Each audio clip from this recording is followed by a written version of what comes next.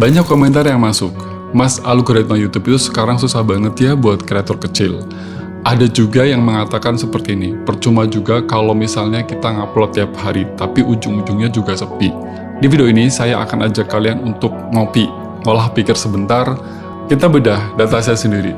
Yuk kita jujur-jujuran, apakah YouTube 2026 itu tidak memberi kesempatan lagi buat kreator kecil? Apakah kesempatan itu juga sudah tertutup? Yuk kita bedah. Hai halo, assalamualaikum, selamat datang di A Vlog, audio visual vlog yang membahas tentang dunia perkontenan dan vlog.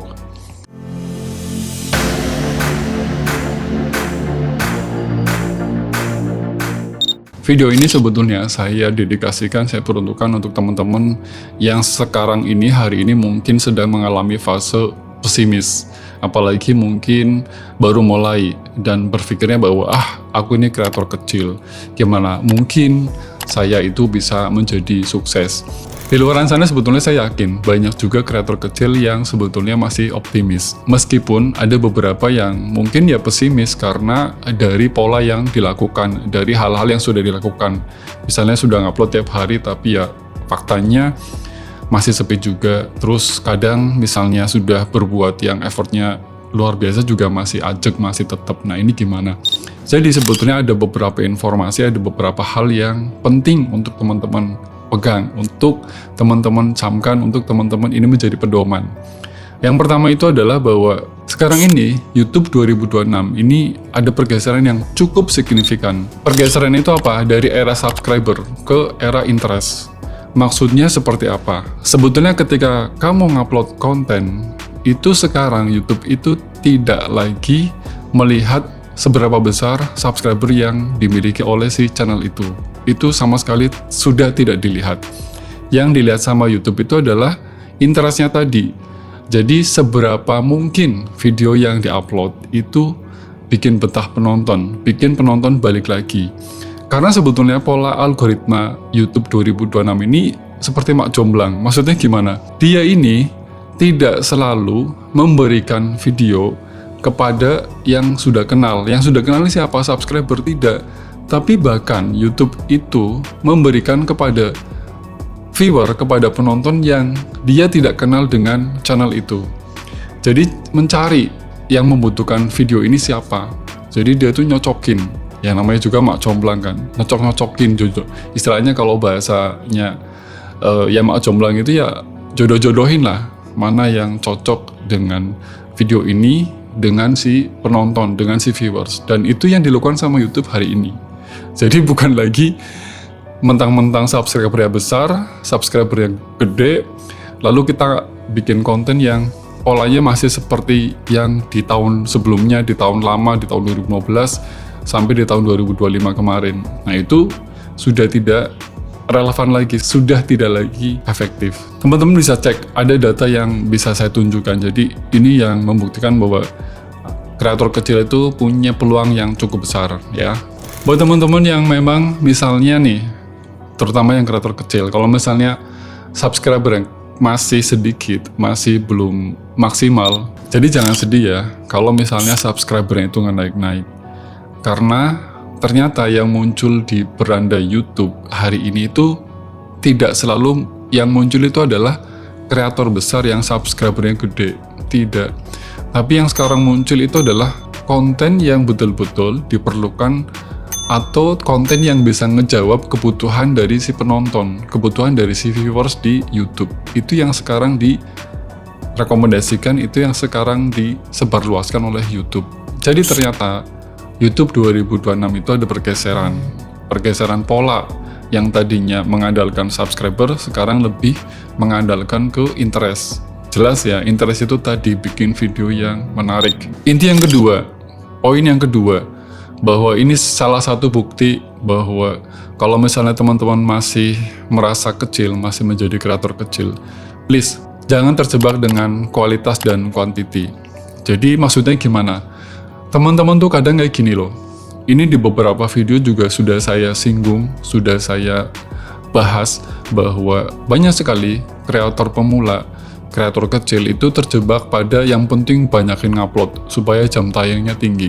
Padahal hari ini YouTube itu tidak seperti itu, tidak. YouTube itu sekarang benar-benar menghargai kualitas video. Maksudnya gimana? Ya kadang kayak gini nih, kalau misalnya kamu bikin konten, terus kamu nguploadnya banyak, mungkin bisa tiap hari. Tapi buat apa kalau misalnya kamu ngupload tiap hari, tapi video yang kamu garap, video yang kamu buat, itu nggak ada nyawa, nggak ada storytellingnya. Ya sama aja, akhirnya itu jadi sampah. Karena banyak sekali kreator yang kadangkala hanya memikirkan yang penting upload. Padahal ketika ngupload tapi si konten itu tidak ada nyawanya, ya yang ada 10 detik pertama pasti ditinggalin. Akhirnya apa ya, sekali lagi akhirnya itu diabaikan oleh si penonton. Akhirnya apa, ya udah jadi sampah, cuma bersarang di YouTube, tapi apa? Tapi viewersnya nggak naik-naik, bahkan subscribernya nggak naik-naik. Itu yang sekarang terjadi. Yaitu berdampak kemana? Berdampak kepada jam tayang. Kalau jam tayang yang naik-naik, otomatis kalau yang sudah monetis, AdSense-nya juga kecil. Nah, strateginya sekarang harus diubah. Buatlah video yang berkualitas, yang punya nyawa, yang punya ruh, yang punya storytelling. Saya kasih contoh gini, kita sering nonton film nih. Nonton film misalnya, kita bisa bandingkan. Yang paling sederhana misalnya sinetron Indonesia deh. Saya kasih contoh sinetron Indonesia. Teman-teman, hari ini saya yakin masih ada dan masih banyak mungkin yang nonton sinetronnya Sidul Anak Sekolahan. Sidul Anak Sekolahan ini diproduksi di tahun berapa coba? Itu sudah lama banget diproduksi, sudah puluhan tahun yang lalu. Tapi sampai detik ini, film itu ditonton, itu masih relevan, masih asik, masih oke. Karena apa? Film itu, sinetron itu digarap dengan nyawa, dengan ruh. Jadi punya ruh, punya nyawa, punya storytelling yang kuat. Sekarang bandingkan misalnya dengan sinetron hari ini. Misalnya ada sinetron yang sekarang namanya Terikat Janji. Belum tentu sinetron Terikat Janji ketika nanti ditonton, pembuktiannya nanti di 10 tahun ke depan, puluhan tahun ke depan, apakah sinetron Terikat Janji itu masih bisa ditonton? Contoh lain misalnya kayak gini. Teman-teman pernah nonton film Titanic ya, atau Lord of the Ring? Film Lord of the Ring atau Titanic itu sampai detik ini kalau ditonton gimana rasanya? Masih asik kan? Dan hampir semua film Hollywood kalau ditonton sampai detik ini masih asik, masih oke, masih punya ruh, masih punya nyawa. Gitu tuh masih kayak gila ya, seperti ini banget film itu, masih amazing lah, masih kaget, masih terkagum-kagum. Tapi bandingkan dengan film Indonesia. Ya, meskipun film Indonesia saat ini, detik ini sudah mulai berbenah. Banyak kok sekarang film Indonesia yang sudah punya nyawa, punya ruh. Nah, istilah itu dalam televisi dan film itu sering disebut dengan content satisfaction. Konten yang bisa memuaskan penonton. Nah, di YouTube itu juga ini diterapkan. Namanya satisfaction tadi. Sama sebetulnya. Jadi, bagaimana sih YouTube ini menyajikan, memberikan ke penonton dengan konten-konten yang berkualitas, yang punya ruh, punya nyawa. Artinya sebetulnya kayak gini, ini terbukti bahwa YouTube itu sama sekali nggak benci dengan kreator kecil, nggak, sama sekali nggak. Ini yang harus teman-teman ubah, harus teman-teman benahi, itu adalah cara, pola. Jadi jangan pernah berpikir lagi banyak-banyakan upload, jangan pernah berpikir berlomba-lomba ngupload, jangan. Lalu inti yang ketiga ini adalah solusinya. Solusinya sudah pernah saya share. Kalau bisa teman-teman bikinlah konten yang punya human touch. Jadi punya sentuhan manusia. Teman-teman harus tahu bahwa YouTube 2026 itu sebetulnya membutuhkan konten yang manusiawi. Makanya harus ada namanya sentuhan manusia. Harus ada namanya yang disebut dengan human touch. Ada sentuhan. Ada, ya bisa dibilang ada modifikasi, ada ruh lah yang saya sebut tadi, ada nyawa yang mengisi dari si konten itu. Itu yang paling direkomendasikan di YouTube 2026. Ada satu pertanyaan nih buat teman-teman, kenapa sekarang ini banyak sekali konten yang personal atau vlog itu jauh lebih cepat naik dibanding konten-konten yang menggunakan AI atau menggunakan robot? Kenapa coba? Teman-teman bisa lihat, konten yang personal atau vlog tadi itu jauh lebih manusiawi. Maksudnya apa? Ya kelihatan bahwa itu manusia. Jadi konten itu tidak dibuat dengan otomatis, artinya dengan mesin AI tadi, tidak. Itu kenapa? Kenapa nih? Ini rahasia sih sebetulnya, tapi saya bisa share di sini. Kenapa saya bikin channel namanya A-Vlog? Karena saya waktu itu sudah berpikir bahwa bahkan sebetulnya A-Vlog ini saya bikin jauh sebelum AI menjadi apa ya, kalau saya bilang bumerang hari ini ya. Saya bikin konten, saya bikin channel, maksud saya bikin channel di sana A-Vlog.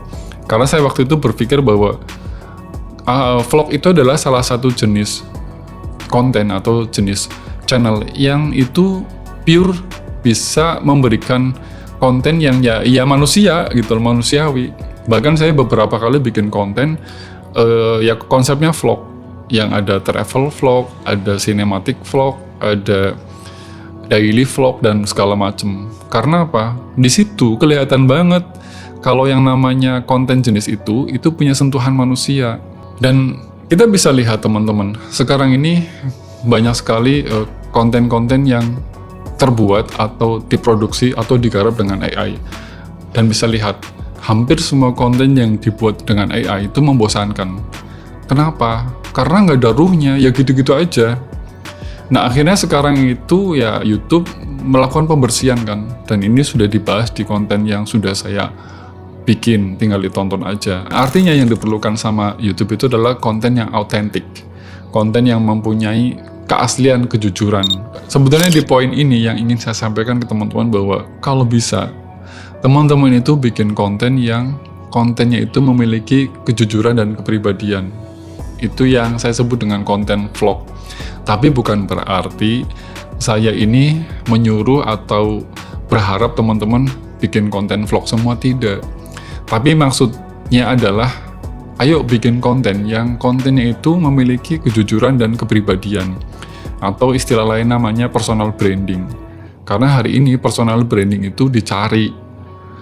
Kalau misalnya teman-teman bikin konten, gimana nih kalau misalnya bikin konten tapi wajahnya nggak kelihatan, apakah itu bisa membangun personal branding? Bisa, tergantung penyampaiannya, tergantung pengemasannya gimana.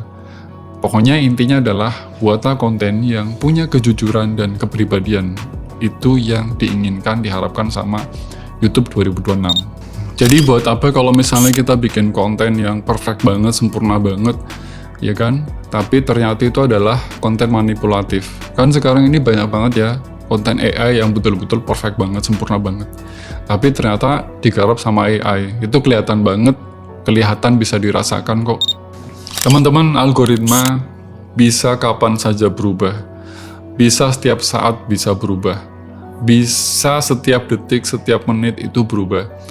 Tapi kebutuhan manusia akan cerita yang tulus, kebutuhan manusia akan cerita yang jujur, itu tidak akan pernah berubah sampai kapanpun. Dan ingat, kalau kamu bukan siapa-siapa, ngontenlah. Karena dunia tidak akan mengenal kamu, siapa kamu, diri kamu, kalau kamu juga tidak pernah muncul. Itu yang paling penting, makanya bersuaralah, ngontenlah. Jadi jawabannya adalah, algoritma YouTube 2026 itu tidak menghambat kita, tidak mengecilkan kita, tidak membunuh kreator kecil, tidak. Tapi dia itu cuma minta satu, kamu ini bikin konten, bikinlah video yang lebih manusia, lebih jujur. Intinya itulah, kamu bikin konten yang lebih manusia. Itu poinnya. Dan kita bisa buktikan di video selanjutnya. Teman-teman, kamu bisa kasih like atau share ke teman-teman yang lain, siapa tahu ada dari teman kalian yang membutuhkan informasi ini. Dan jangan lupa untuk subscribe, aktifkan lonceng notifikasinya supaya kamu tidak ketinggalan dengan informasi, tips, dan triks yang sering saya berikan di A-Vlog ini. Terima kasih semuanya, salam A-Vlog.